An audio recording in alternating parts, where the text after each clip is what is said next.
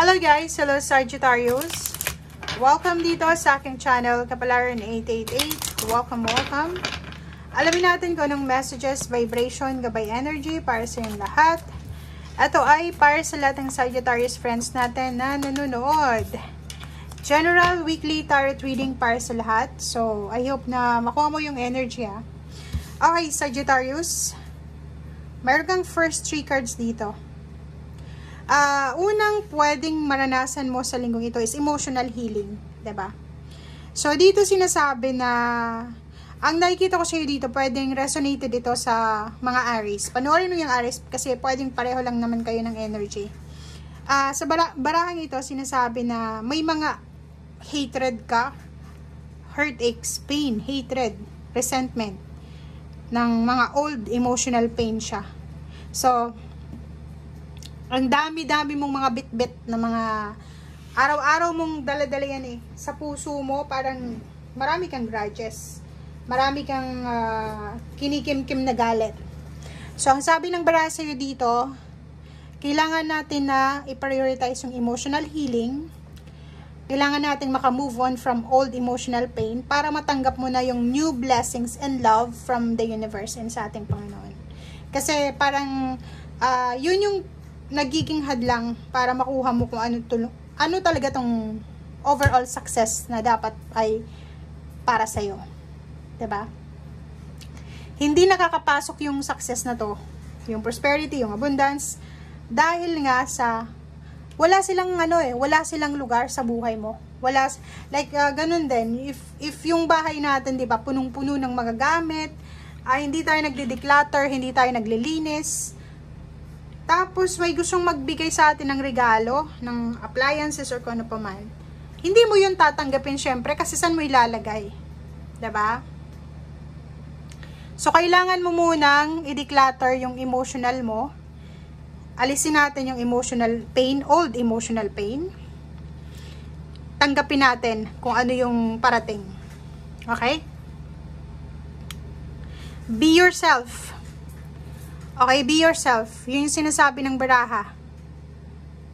Baka naman sabihin ng iba na, okay, be yourself. So, galit ako, galit pa ako. Okay, galit ka. Pero ang sinasabi ng baraha dito,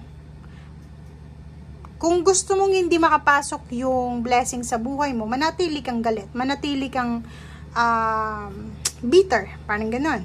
So, dito sinasabi ng baraha na personal power mo yung mag-forgive, forget, let go, let God, kung ano man itong nangyari sa nakaraan, and move on. Okay.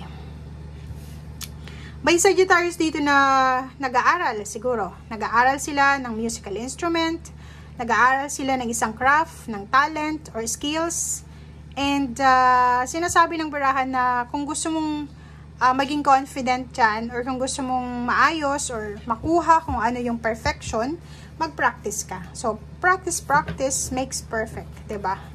Mag-practice, like gusto mong matutong mag-gitara, gusto mong matutong magsalita ng lengguwahe, ng ibang lengguwahe, practice, pag-aralan, okay?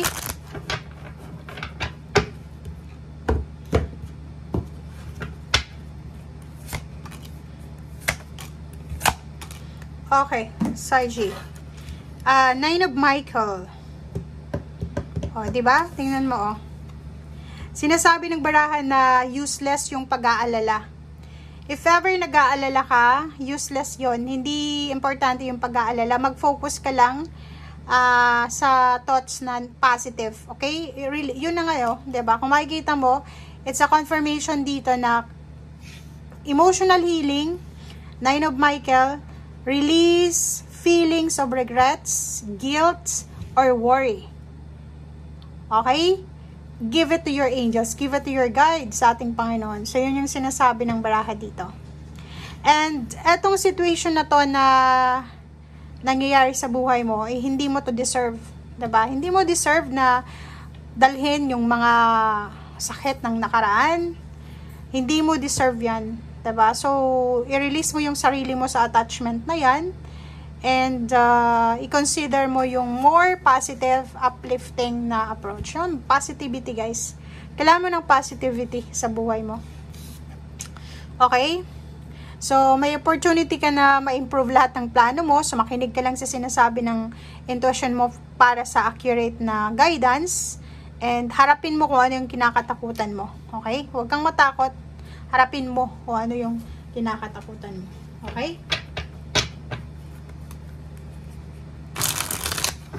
Okay, tingnan natin dito sa third deck mo. Sagittarius.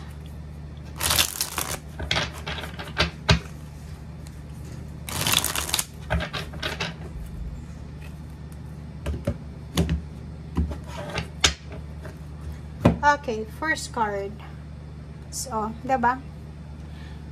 Ihanda mo ang sarili mo para sa mga challenges. Ihanda mo ang sarili mo para ilaban kung ano yung dapat ilaban. Okay? Ang nakikita ko kasi sa'yo, nauunahan ka ng takot eh. Nauunahan ka ng what if. Diba? Pag marami kang what if sa buhay mo, kahit kaya mo, feeling mo hindi mo kaya, nauunahan ka ng ng takot. Oh, hanapin mo yung tama, hanapin mo yung liwanag. Pag-isipan natin ng mabuti. Ito bang kinikimkim kong galit? Nakakatulong ba to sa'yo? Kasi pag kinikimkim mo yan, pwedeng maapektuhan yan yung physical body mo, yung puso mo, yung internal organ mo, di ba? Hanapin mo yung tama, yung liwanag. Be free. Umalis ka na dyan sa sitwasyon na yan. Hanapin mo yung freedom. Alam mo ba, pag marami kang galit sa puso mo, parang alipin ka nila. Yung kinakagalitan mo, yung taong yun, nagalit na galit ka sa kanya, wala siyang pakialam eh, naka-recover na siya, pero ikaw, galit ka pa rin. So, talo ka. Yun sinasabi. So, be free. Let go, let God. Oh, 'di ba? Kailangan mong ipahinga yung sarili mo. Kailangan mong ipahinga yung isip mo. Prioritize your peace of mind. Okay? And this week, sinasabi na magpahinga ka. If ever man na nahihirapan ka na sa kung ano man tong, kasi minsan sobrang overanalyzing, overthinking, kahit wala ka namang ginagawa, kahit yung physical mo relax, tapos yung isip mo hindi relax, pakiramdam mo sobrang pagod na pagod ka. 'Di ba? Sinasabi ng baraha sa'yo na spend time with your family, loved ones, kasi pwedeng sila yung the hermit mo. Pwede silang maging inspiration mo. 'Di ba? Kita mo to? Sinasabi ng baraha sa'yo dito na maraming unexpected na twist of events sa buhay mo ang mangyayari. So, i-prioritize mo yung peace of mind, prioritize mo din yung pamilya mo, ihanda mo ang sarili mo para sa family, love, and blessings or success na darating sa'yo. Okay? Thank you guys and see you again. Bye!